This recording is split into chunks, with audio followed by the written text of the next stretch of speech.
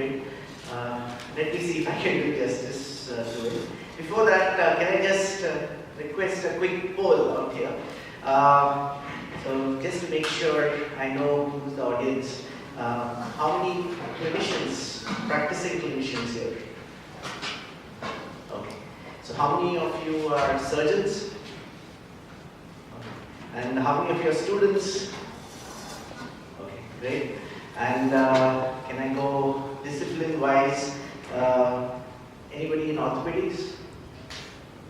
No. GI? Lots of them? No? Okay, good. ENT, I know, you're over there. Anybody else? Arthroscopy? Any other disciplines? Dental surgery? Maxillofacial. Maxillofacial? Okay, great. Now, anybody wants to volunteer? What disciplines? So I'm a critical care specialist. Okay. And I'm actually involved. Critical care. Yeah, I'm involved in telemedicine. So I'm running 2 ICUs. One is in Vyara and other is Grandagara. So I'm interested to know something what else can be done. Okay. I might have one case of emergency medicine kind of product, let's see, but not a critical care, maybe. Yeah. Anesthetist. Okay. Ophthalmologist? General surgeon. General surgeon. General surgeon. Okay. Cancer? No. Oncology? Okay. So, a lot of students here as well. So, forgive me if I talk a little bit of basics as well, right? So, you tell me if I'm saving your time, right? So, what I plan to do is just talk a little bit of an overview of the industry overall. There are many dimensions, many aspects to it. Sometimes when you're talking about entrepreneurship today, we tend to look at only a few domains which look very hot at this time. And of course, you know, a lot of the investments and the glamorous investments are in IT. So you hear only about those very often. But there's a lot of action happening actually in healthcare. And I hope we can look at all of those as well. So if you look at the healthcare industry overall, there are many sectors. Okay. Oh, do you want to can you see? Can you see there? So starting right with therapeutics, right? All of you are familiar with the drugs that all of us use. But there's more to it, as many of you know. There's a big sea change happening currently, and out of the top 10 drugs in the world, more than 5 are biologicals now. Okay. There's also many other things which come into the therapeutics domain. I'll not get into all of those details. There's also, of course, screening, diagnostics, surveillance. I mentioned surveillance intentionally because there are many things happening in that domain right now. There are pressing needs emerging, like for example antimicrobial resistance, and also in the context of using IoT and IT and so on and so forth. These are large opportunities which are probably coming our way, so it is something which we should be looking at as well. On one side, in these domains, you have clinical grade instruments, right, which we use as doctors in the hospitals. And the other side, you have, of course, the wearables and what I call recreational diagnostics, right, which is also required, important, but you know, it's not the same as clinical diagnostics, right? Then, in this same domain, you have a lot of use of IoT, Internet of Things, basically AI, ML, and so on. And yet another aspect of this, what you see a lot of action in are path labs, right, and analytical services. So you're right now seeing a lot of investment in, there was a phase of investment in path labs. I think the services part is declining slightly right now. While we grow, the interest in the innovation side is moving a little bit towards the product side currently. Then of course there's a big sector of devices, implants, explants, bionics, all of this as one big part. Preventives, nutraceuticals, contraceptives, all of these are another big category. Assistive technologies of different types. With a lot of aging happening all over the world, Clearly, that's one of the domains which one has to look at as well. Surgical tools and aids, robotics. So many of you as doctors, practicing surgeons might sort of be observing that and might be interested in some of these domains as well. Consumables, supplies, pharmacies, many solutions relating to pharmacies, and there's a lot of high tech in that also. For example, if you were to look at counterfeiting of drugs, there are high tech solutions for detecting what is a forgery or what's not an authentic drug. So there are many things in that domain which are also emerging, and a lot of engineering science is going behind some of those techniques as well. Hygiene and sanitation. This again is attracting a lot of attention. Even the government of India has been supporting projects in the research Abhiyan, including innovation projects. Education, information, AR, VR, AI bots, and so on. There are just last issue of MIT Tech Review covered actually AI-based techniques coming up in just healthcare and health information. In fact, it's quite impressive what are the kind of things that are happening currently. I was just showing one of the doctors we're having lunch with, something called ADA, or there's a tool called Babylon, which is actually being used by NHS today as a precursor before the patient goes to the doctor.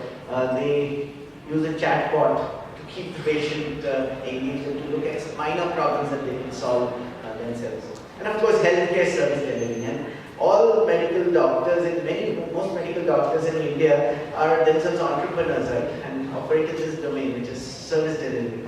We are offering healthcare services, hospitals, emergency services, related areas, and of course the business process management, health, finance, insurance. All these are sectors, and there are many opportunities for entrepreneurship in many of these sectors.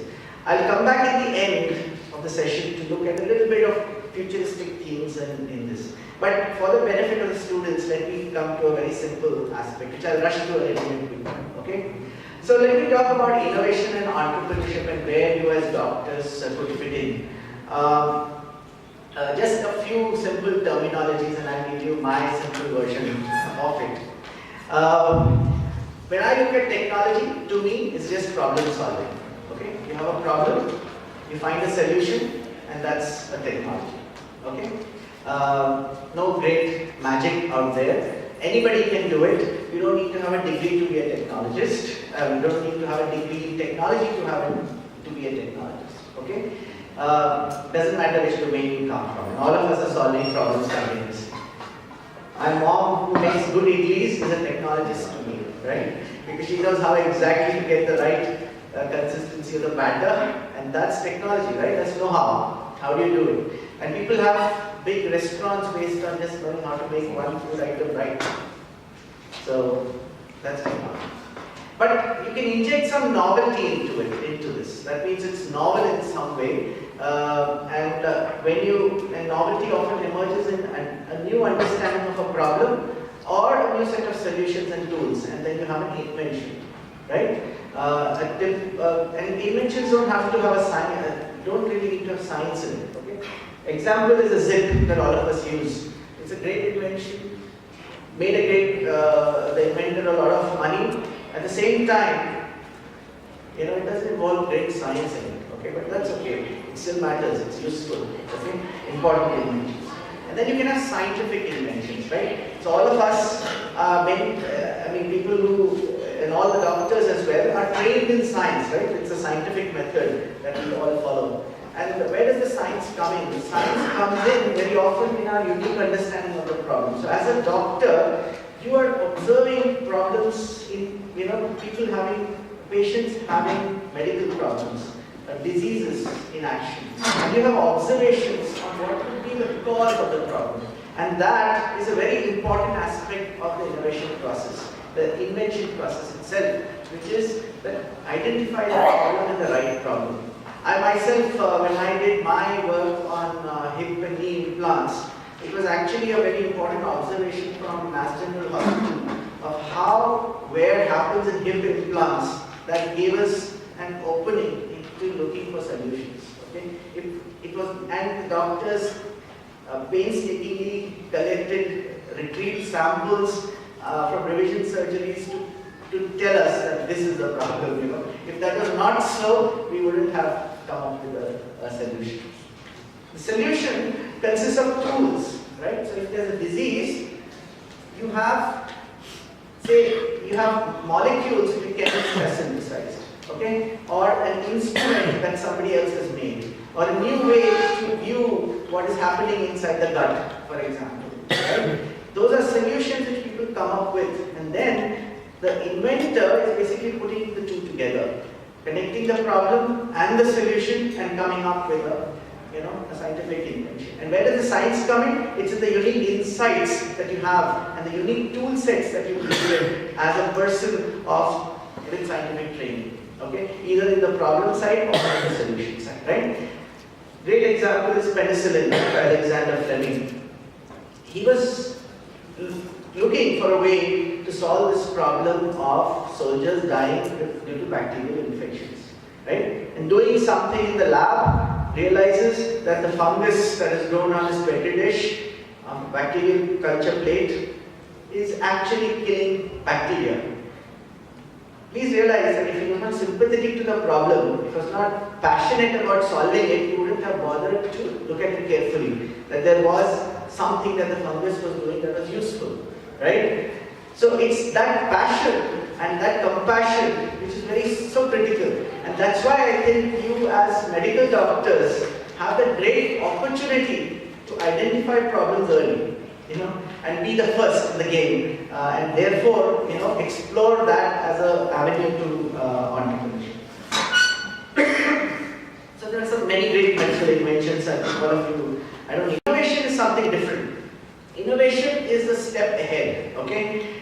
This is a famous economist called Schumpeter who said, innovation is a market introduction of a technical or organizational novelty, not just its invention, okay? I talked to you about technical invention so far, right? Organizational inventions are like business process, like for example, Ola, you can say, is a business process innovation, okay? Local business process innovation. There's no technical innovation over there. Okay? But you have to introduce it in the market, you have to see it succeed, right? And that process is rather long. But I'm just giving a simplistic view, it's never so linear, okay? But that said, what it tells you is, it's the early part that's an invention, you have to take it a long distance, right? All the way up to the end out there. And then you have something worthwhile and innovation. Remember that the ones which you remember as great inventions are also those who actually reach the end point.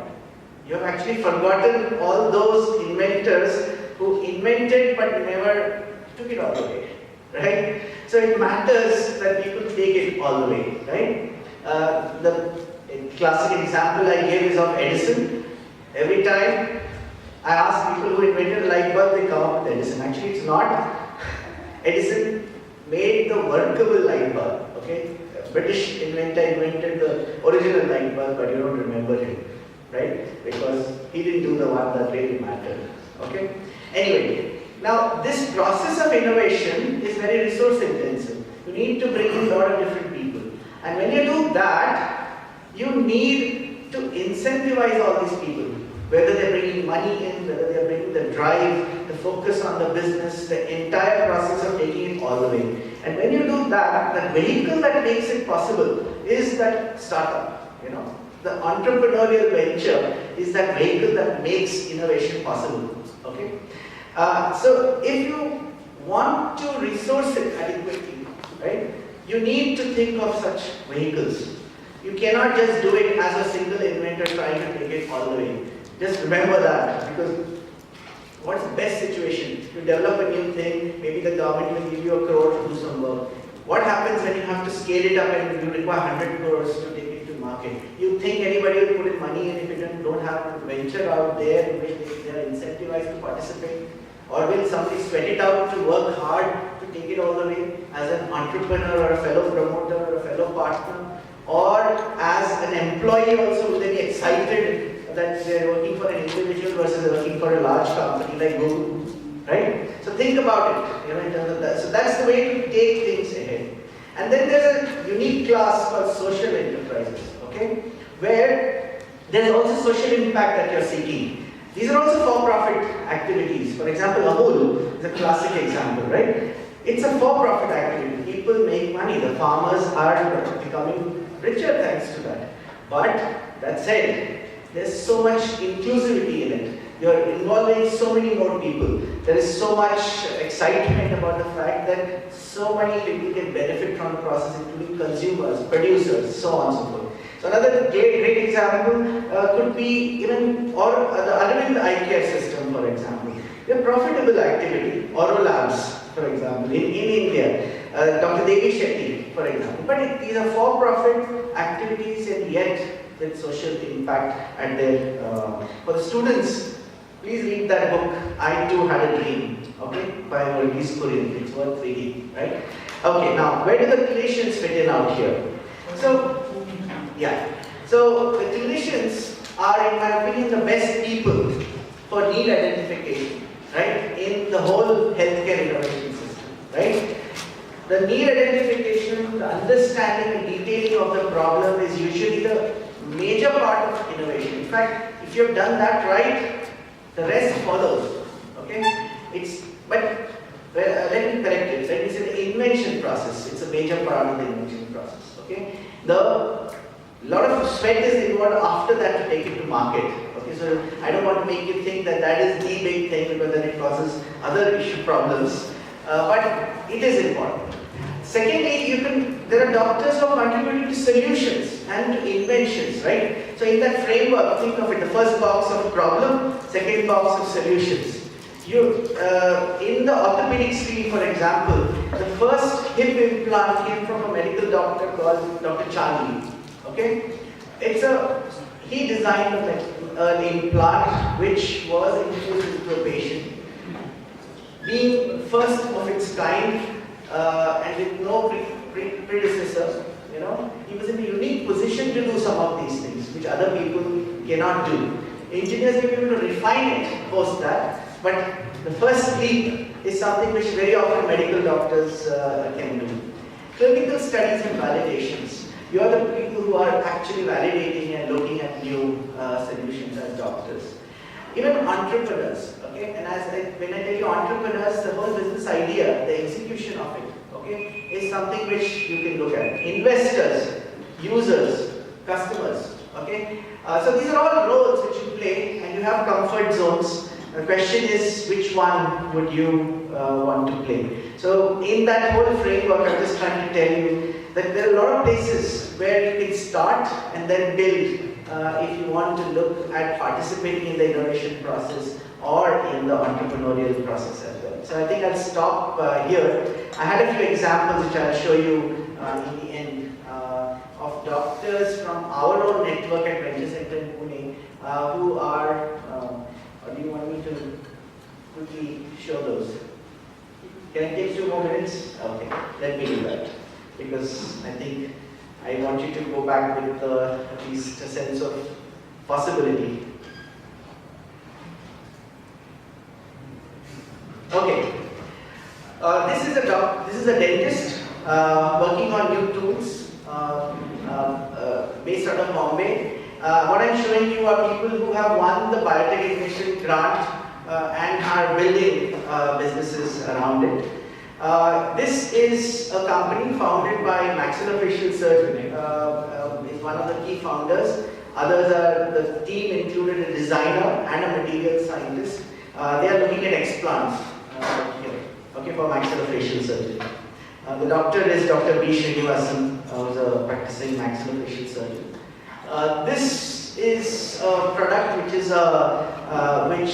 where an orthopedic surgeon was involved in coming up with the initial idea. It's a splint. It's an instant splint, okay, which one can put together in just a minute or 2. And there's a new idea which again has won the biotech innovation grant. This is an orthopedic surgeon who wants to minimize the number of times an orthopedic surgeon drills to get the screw in the right place while, say, doing a femoral fixation.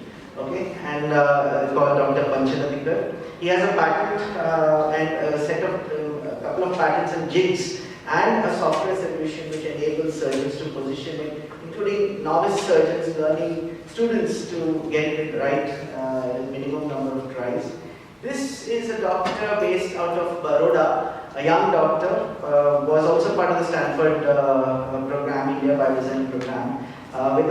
This is a plaster, it's for immobilization after fracture, where it's a breathable and a washable solution instead of the conventional POP plasters that you use.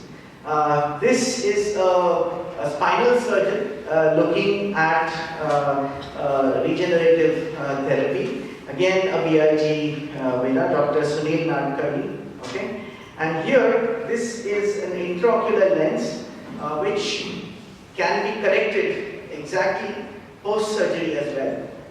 And this is a new technology where Dr. Balamurali Ambati, who is actually very well-known ophthalmic surgeon from the US, is involved in this company as well. So here are some examples of medical technology companies which people are building. Okay, so I'll stop here. Thank you.